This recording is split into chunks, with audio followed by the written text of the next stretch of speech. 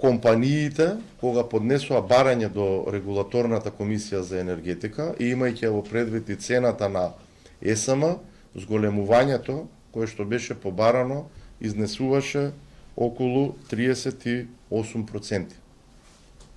Ние некаде со оваа наша одлука успеавме да тргнеме од кај компаниите се со цел да не ни прават сериозен притисок врз цената на електричната енергија за домаќинствата и да не предизвикуваме ценовни шокови, нешто повеќе од 100 милиони евра. Конечно, со оваа наша одлука, цената на електричната енергија за домаќинствата се зголемува за 9,48%.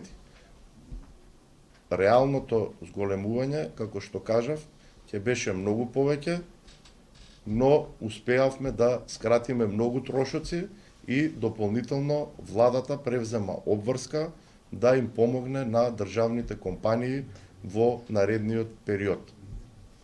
Исто така, регулаторната комисија за енергетика донесе одлука со која што го промени тарифниот систем и од 1 јануари се укинува дневната ефтина тарифа.